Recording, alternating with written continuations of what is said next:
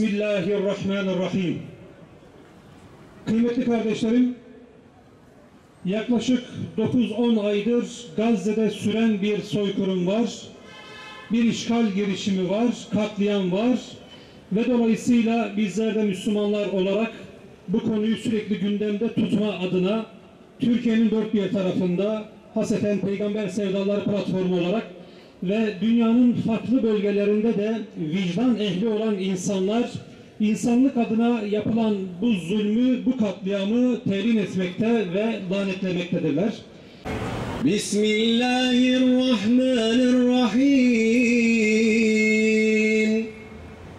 وَالضُّحَى وَاللَّيْلِ إِذَا سَجَى مَا وَدَّعَكَ رَبُّكَ وَمَا قَلَى وَلَلْآخِرَةُ خَيْرٌ لَكَ مِنَ الْأُولَى وَلَسَوْفَ يُعْطِيكَ رَبُّكَ فَتَرْضَى أَلَمْ يَجِدْكَ يَتِيمًا فَآوَى وَوَجَدَكَ ضَالًّا فَهَدَى وَوَجَدَكَ عَائِلًا فَأَغْنَى فَأَمَّا الْيَتِيمَ فَلَا تَقْهَرْ وَأَمَّا السَّائِلَ فَلَا تَنْهَرْ وَأَمَّا بِنِعْمَةِ رَبِّكَ فَحَدِّثْ صَدَقَ اللّٰهُ الْعَظِيمُ.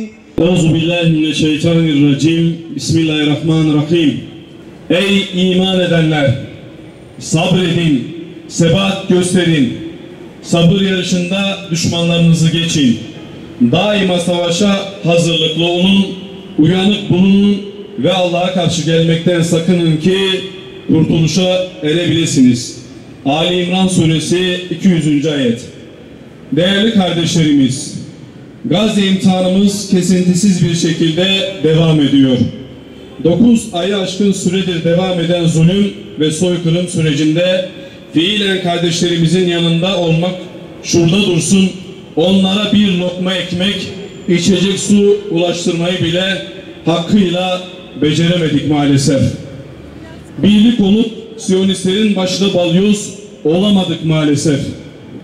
İdarecilerimizi imkan ve potansiyelimizi harekete geçiremedik maalesef. Yapılan soykırım ve katliamı ekranlarda izleyip engel olamadık bir türlü. Siyonistleri korkutup caydıracak bir duruş ve güç ortaya koyamadık maalesef. Bu durum ümmet olarak acizliğimizi, dağınıklığımızı gösterse de sabır ve ısrarla yapılan her amel gibi Gazze için, Aksa için sürecin başından beri her hafta yaptığımız bu eylemin yapılan diğer etkinlikleriyle birlikte Siyonistleri ve destekçilerini rahatsız ettiğinin de bilincindeyiz. Daha geçen haftalarda Siyonist destekçisi firmaları protesto için meşru zeminde eylem yapan genç kardeşlerimiz Siyonistlerin ve destekçilerinin hedefi oldu. Tarihte az rastlanır vahşet örneği sergileyen Siyonistler ve yardakçıları bu vahşeti kabul etmeyip karşı çıkanları, protesto haklarını kullananları kamuoyu nezdinde suçluymuş gibi gösterip algı oluşturmak için içimizdeki işbirlikçi ve satılmış uzantılarını da harekete geçirerek şer ittifakı oluşturmuşlardır. O halde bizler de haykırıyoruz. Diyoruz ki haklı davamızdan asla vazgeçmeyeceğiz.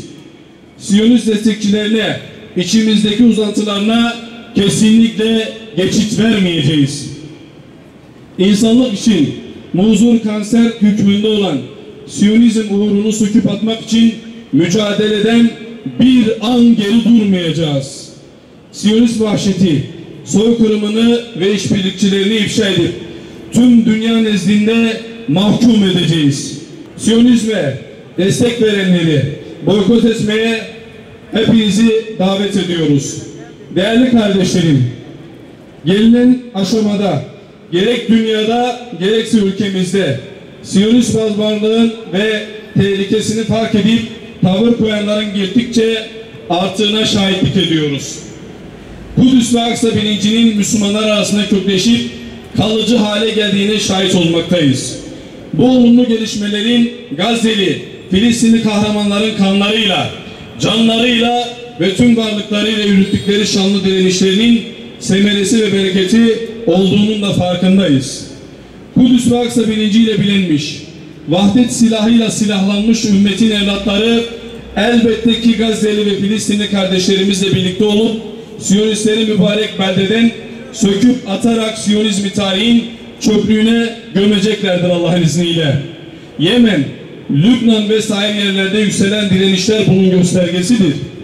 Filistin dışında yeni işgal cepheleri açma niyetinde olan Siyonistler, yek vücut olmuş ümmetin direniş erlerinin çelik iradesi ve azmi, cesareti karşısında hezimete uğrayacaklardır Allah'ın izniyle. Bundan hiçbir kuşkumuz yoktur. Ümitsiz değil, inançlıyız. Yeter ki bilincimizi diri tutup Gazze'yi sürekli olarak gündemimizin başına alıp kardeşlerimizi yalnız bırakmayalım. Irkı, mezhebi, siyasi kısır tartışmaları ve ihtilafları bir kenara bırakıp Kudüs ve Aksa davasında kenetlenmiş saf halinde mücadele edelim. Bu dava Müslümanların en önemli hastalıklarından olan ihtilaf ve parçalanmışlık halinin sona ermesine de vesile olacaktır Allah'ın izniyle. Ülkemizde yaşayıp aynı zamanda terörist rejimin vatandaşı olan bazı Siyonistler Gazze'deki katliama doğrudan iştirak etmektedirler. Bu insanlık suçunu sosyal medyada paylaşacak kadar cüretkar olan bu soykırım suçlularının tespit edilip yargılanarak cezalandırılmaları ve vatandaşlıktan çıkarılmalı, duyarlı ve vicdanlı kamuoyunun ortak talebi ve beklentisidir aynı zamanda. Hüdapar'ın konuyla ilgili kanun teklifi meclis gündemine alınmıştır. Bu kanunun görüşülüp oylanmasında milletvekillerinin milletin talep ve tercihi doğrultusunda vicdani tutum takınmaları ve kanunun kabulü yönünde oy kullanmaları için çağrıda bulunuyoruz. Gelin içimizdeki Siyonist ve hainleri ayıklayıp hak ettikleri ceza ile cezalandıralım. Atılacak bu adım soykırım suçlusu diğer Siyonistlerin de yargılanıp cezalandırılmasının önünü açacaktır Allah'ın izniyle. Aksa ve Kudüs davasına destek için atılacak her adım, ama her adım, yapılacak her faaliyet, söylenecek her sözün değerli olduğu bilinciyle cehd ve gayretimizi Allah rızası için artıralım, saflarımızı ise sıklaştıralım. Rabbim tüm ümmetin Kudüs ve Aksa ekseninde birleşmesini, Siyonistlerle mücadelede mücahitlere güç ve zafer vermesini nasip etsin diye dua ediyoruz. Aksa tufanıyla başlayan süreçte her hafta toplanıp Gazze'li Filistinli kardeşlerine desteklerini ilan edip Siyonistleri ve işbirlikçilerini telin eden siz değerli halkımızı da hürmetle selamlayıp tebrik ediyoruz. İşte bunlar Rablerinin bol mağfiret ve rahmetine ulaşanlardır. Doğru yolu bulanlar da ancak onlardır. Bakara suresi 157. ayet.